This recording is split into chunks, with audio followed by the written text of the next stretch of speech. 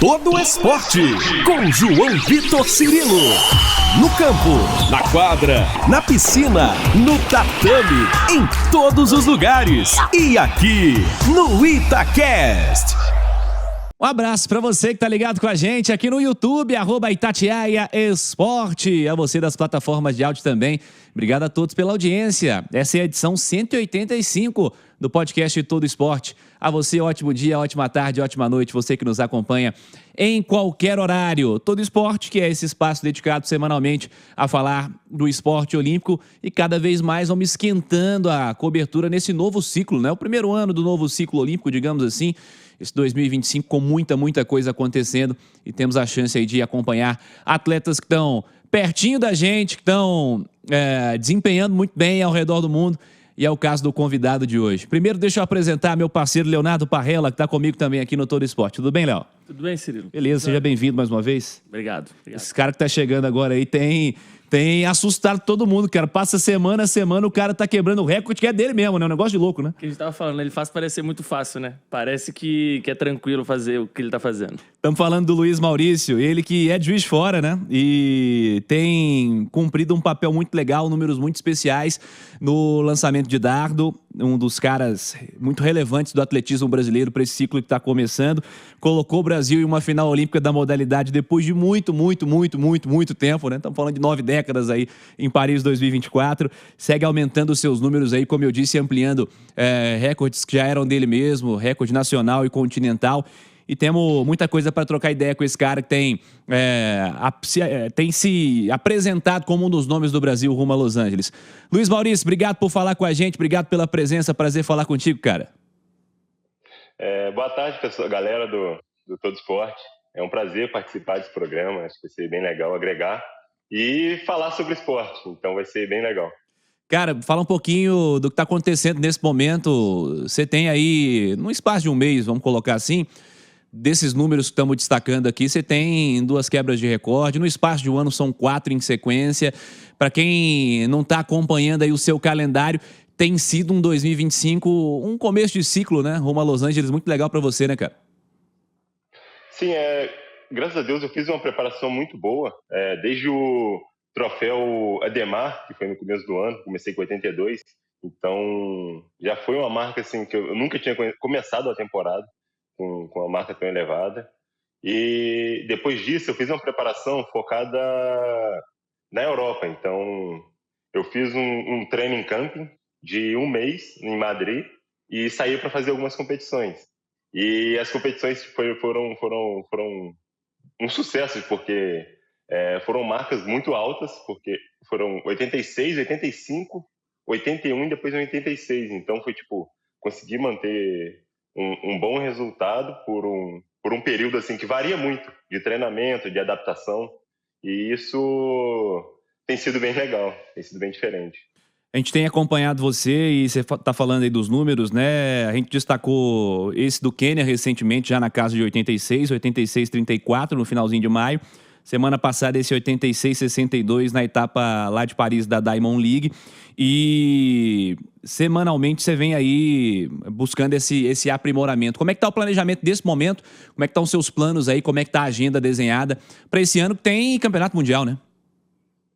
Então, a ideia principal desse ano foi pegar essa temporada na Europa e tirar algum proveito dela. Porque é a minha primeira vez que eu faço esses meetings e até participo da Diamond. Então, ter esse primeiro contato com os melhores atletas acho que é essencial para estar em alto rendimento, para pensar mais alto, no caso, que seria um Mundial. E acredito que fiz uma boa preparação. Agora é tentar voltar aos treinos assim, e voltar mais forte possível no Mundial, que seria o ponto principal ali da temporada, né? Mundial vem aí em setembro, Parrella.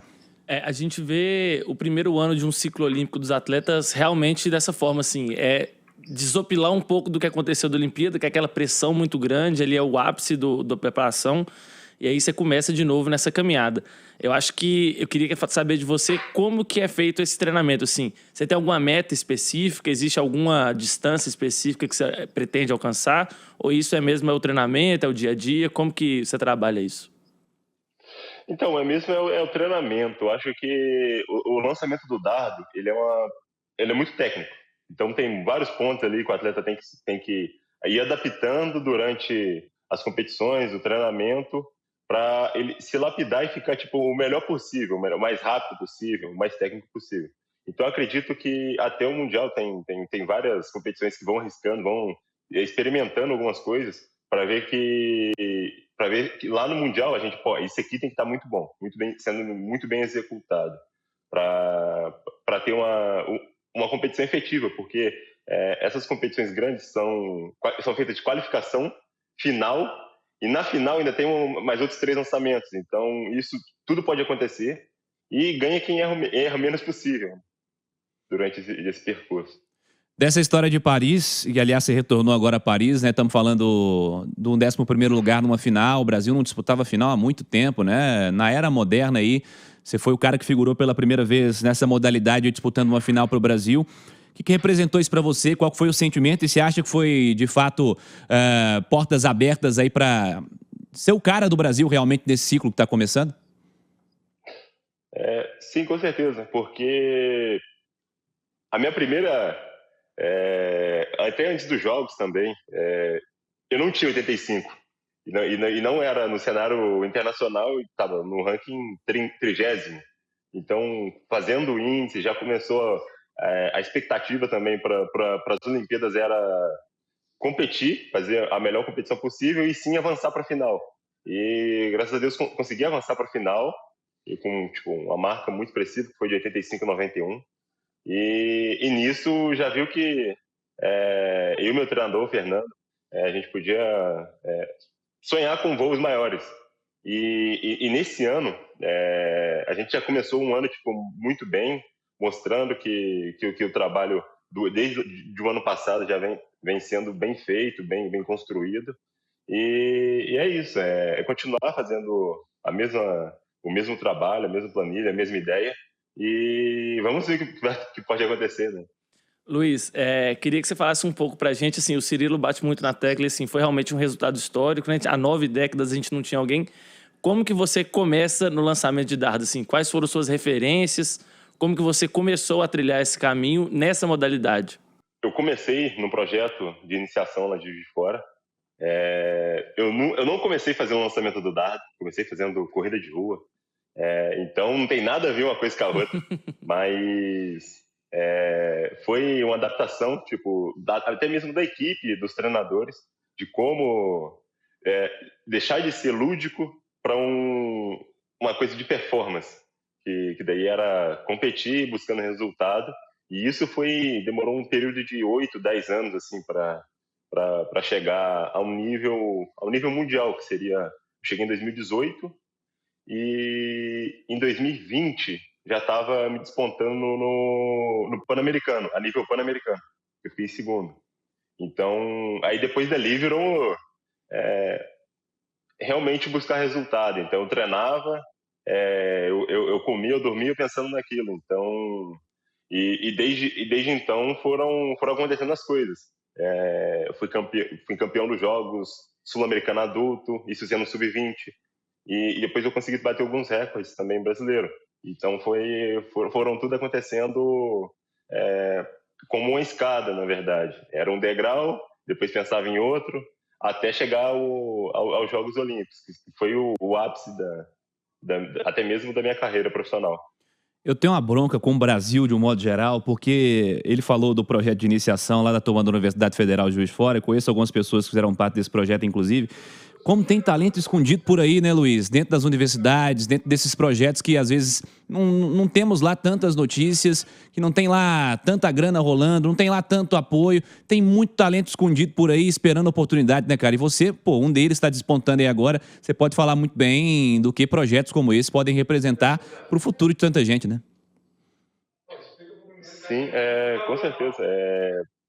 Foi um projeto que até hoje tem muito atleta que começou, participa até hoje, e o projeto inicialmente para formar cidadãos. Então, vários atletas que não se tornaram atletas, se tornaram treinadores, se tornaram profissionais de outras áreas. Então, acho que essa é a verdadeira importância, que não é apenas esporte. A gente aprende assim, a disciplina do esporte, mas isso leva para as outras áreas também da vida. Isso que é magnífico do atletismo, até mesmo do esporte. Luiz, vindo desse fundo de projeto social, como que você trabalhou essa virada de chave, né? Assim, igual você falou, tem uma hora ali que sai do lúdico e aí você passa a realizar isso como um trabalho mesmo e passar isso a ser específico como seu trabalho. Como é que é trabalhar essa virada de chave, de como que você encara a atividade? Então, no esporte, essa virada de chave, acho que é bem difícil para os atletas, porque geralmente acontece ali no período entre a categoria sub-20, sub-23, e daí você deixa de ser da categoria de base e vira do adulto. Só que no adulto, as competições são totalmente diferentes, você tem que ter um resultado muito mais elevado, você tem que ter resultados mais significativos para você se manter no esporte, porque daí você vive do seu resultado. E então foi um período da minha vida que eu tive que mudar aqui para o Rio para tentar um treinamento ou algo totalmente diferente daquilo que eu vinha fazendo nesse grande período da minha vida em Juiz de Fora. Então foi essa virada de chave assim que até mesmo o atleta ele estranha um pouco, porque eu nunca fiquei fora de casa por tanto período e tem 5 anos que eu moro aqui. Então foi um período de adaptação até eu me acostumar com o treinamento, com a rotina e também até mesmo com a preparação assim, para os grandes campeonatos. Porque antigamente eu me preparava para um campeonato específico, sei lá, o Troféu Brasil, e eu fazia uma competição no ano. Agora eu tenho que fazer 5, 6 competições em alto nível de resultado. Isso tende também a ter uma adaptação maior.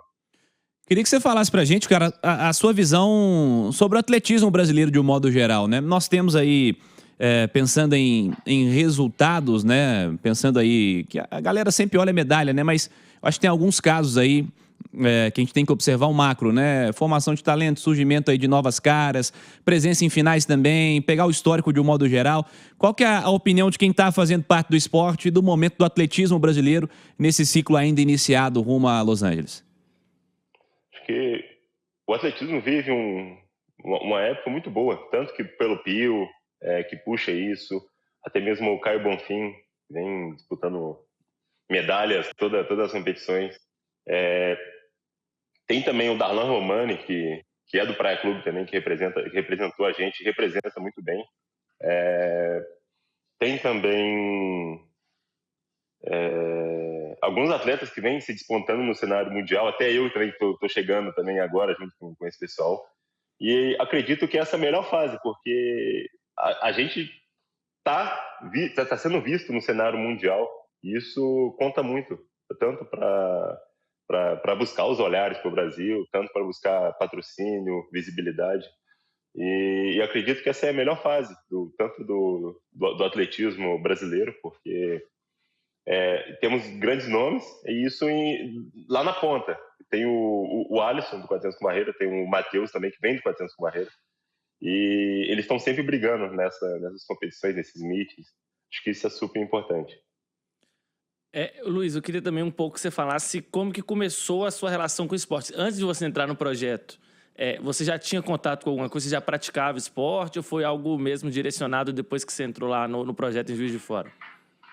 Então, eu sempre joguei futebol. Sempre gostei de futebol. Jogava no Tupi. Lá de Juiz de Fora. Lá de Juiz de Fora, na escolinha. E depois eu tive o contato com atletismo lá na coisa, mas era de uma forma assim, fazia o atletismo, mas ao mesmo tempo fazia natação,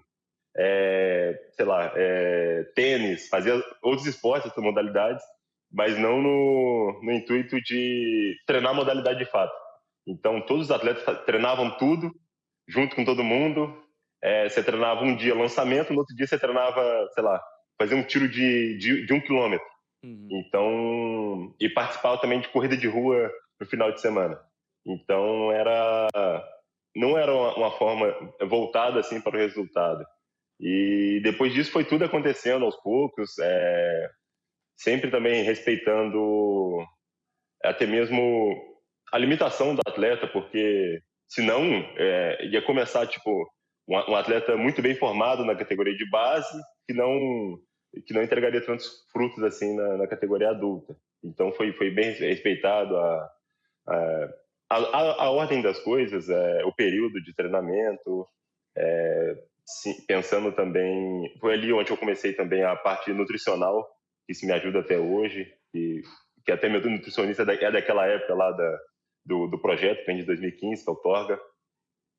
E também o que fez toda a diferença depois disso foi entrar em alguns apoios que vieram durante esse momento, que foi o apoio tanto do Exército, que me deu todo o material, todo o suporte, tanto o material que eu lanço, que é o dardo, e a pista, que também é daqui que eu treino na Escola de Educação Física do Exército, e também a própria academia. E o Praia Clube também, que me ajuda tanto nas viagens, com todo o suporte de alojamento, alimentação. E isso é um apoio que fez muita diferença, tanto no ano passado, de 2024, e esse ano de 2025. Queria que você contasse um pouquinho mais sobre essa história do apoio do Exército, porque o Exército hoje está em muitas modalidades, né? E são múltiplos atletas que, inclusive, demonstram toda essa gratidão que você está demonstrando agora. Como é que funciona isso, cara? Porque tem muita gente que acompanha de fora e não sabe como é que é, né? Efetivamente no dia a dia, como é que é a presença de vocês nisso e também esse apoio que eu creio que seja fundamental para que o alto nível hoje funcione da maneira que funciona no esporte brasileiro, né? Sim. O Exército tem um programa chamado Programa de Atleta de Alto Rendimento, que é o PAR. Então, ele tem uma seleção de grandes atletas ou atletas de alto rendimento que fazem parte desse time, que é feito um edital todo ano, e esses atletas podem se inscrever e entrar com currículo, com uma análise de currículo mesmo do atleta, do próprio atleta. E isso tem aumentado cada vez mais nas forças, porque é um apoio que o atleta tem tanto financeiro quanto de material esportivo, de apoio.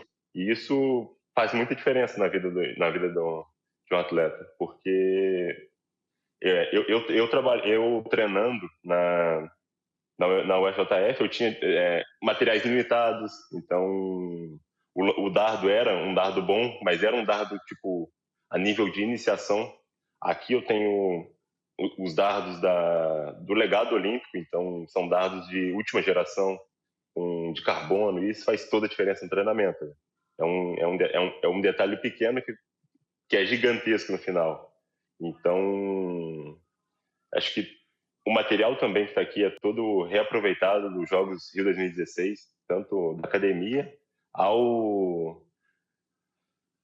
colchão de salto e altura. Então, isso é uma coisa que esse legado vai estar sendo arrastado, né, para outros ciclos, para outras pessoas. E isso fez muita diferença na minha preparação. E tem um apoio financeiro também, né? A gente acha que às vezes é só o atletismo, não, mas as meninas da ginástica também que foram medalhas. A Jade Barbosa era atleta militar, a Flávia Saraiva também é atleta militar, o próprio Caio Bonfim também é um atleta militar, se eu não me engano, né? Então, sim, além desse a Beatriz apoio, também. Isso, tem a Bia do judô. Além desse apoio de estrutural também, existe um apoio financeiro, né? Sim. E esse apoio financeiro no período da pandemia foi o que sustentou muitos atletas, porque esse período foi um período que até as empresas também não teve tanto patrocínio. Então, para mim, essa foi uma das únicas rendas durante muito tempo. E isso que também me segurou e me motivou a continuar treinando e trabalhando. Legal demais. Cara, você falou inclusive do Praia Clube. Quero agradecer aqui a Nayara, a turma da comunicação do Praia, por ter intermediado esse contato rápido também. Ontem já entrei em contato, hoje já conseguimos acertar essa gravação. Legal demais. Obrigado pela disponibilidade. Para fechar, Luiz, queria que você elencasse aí pra gente as suas metas suas próximas metas, podemos dizer metas a curto e a longo prazo também. O que você projeta, o que está anotado na sua agenda aí que todo dia você tem que trabalhar para alcançar seus próximos objetivos, cara? Bom, então as metas estão acontecendo bem rápidas, né? Eu não planejava bater esse recorde sul-americano assim no começo do ano, começando a minha temporada, foi a quarta, foi na terceira e na quinta competição do ano, e isso tem que ter também um certo pé atrás, tanto para botar as metas, para não botar uma meta tão alta que não possa alcançar, nem tão baixa também para ter que ficar sempre aumentando. Mas eu acredito que fazendo um ótimo trabalho, as coisas vão acontecer naturalmente, e isso é o que está mostrando. E eu acho que a ideia principal seria fazer um bom campeonato mundial. Atualmente estou em quinto no ranking mundial, isso nem se me falasse o ano passado, ia falar, caraca, é impossível chegar nesse nível assim tão rápido. Então, eu acredito que as coisas vão acontecendo porque tem que acontecer, porque eu e meu treinador estamos fazendo um ótimo trabalho, e acredito que nos próximos anos tudo pode acontecer. Eu posso melhorar muito meu resultado e estar brigando com os atletas que hoje ocupam o cenário mundial, que são o próprio Chopra e o Webb, que eu competi agora em Paris, e acabei ficando em terceiro. Isso foi uma grande surpresa para mim, porque eu estava bem cansado, foi uma preparação assim, que eu fiz em algumas competições totalmente longe uma da outra, que eu fui em Nairobi, depois de Nairobi eu fui para Polônia, e isso foi esse translado eu tive que ir adaptando conforme o local, conforme a temperatura da competição. Então foi um período adaptativo, e as marcas ainda se manteram, e isso acredito que foi uma ótima experiência também para entender sobre clima de competição, o que fazer quando tudo está errado, porque teve competição agora em Paris, os meus dados foram extraviados, ou seja, eu cheguei em Paris, mas meu dado estava em Madrid. Então eu tive que ir adaptando assim, para poder competir, e isso, graças a Deus, foram competições que deram certo. Então isso é também uma boa experiência para levar para as próximas competições. Luiz Maurício, prazeraço falar contigo. Seguimos na torcida por você aqui. A Itatiaia vai acompanhando seus passos e esperamos que nós continuemos aí dando boas notícias sobre o seu desempenho. Los Angeles vem aí, que você esteja lá e esteja de novo entre os protagonistas, como você está nesse momento no ranking mundial. Obrigado mais uma vez pela gentileza e muito sucesso para você, cara. Valeu, obrigado, pessoal. Foi uma honra participar desse programa Todo Esporte. Valeu, tamo junto. Esse é o Luiz Maurício, gente boa e um baita de um atleta que está despontando nesse começo de ciclo rumo a Los Angeles 2028. Parrella, obrigado pela presença. Vamos trocando ideia aí ao longo das próximas semanas também. Tem muita gente boa para chegar aqui ainda ao Todo Esporte. E vamos conversando sobre isso e muito mais. Vamos. Sempre estamos aí, gente, sempre dando espaço, ajudando e colaborando para fazer um material bem bacana aí para todo mundo que acompanha. E a você aqui do YouTube, vai deixando o like, clica aí no joinha, você que tá aqui no Itatiaia Esporte, segue lá o Luiz Maurício nas redes sociais também, acompanha o trabalho dele de pertinho, sempre tem competição e o homem não cansa de quebrar recorde, a gente vai noticiando aqui também. Claro, semana que vem tem mais Todo Esporte para falar do esporte olímpico sempre aqui no Itatiaia Esporte. Quer acompanhar todas as edições? Vá à capa do Itatiaia Esporte, tem lá podcasts, todas as edições publicadas nesse canal. Nas plataformas de áudio tá fácil também, Spotify, no Deezer, todas as 185 edições publicadas. Abraço a todos, até semana que vem com Todo Esporte. Valeu, gente!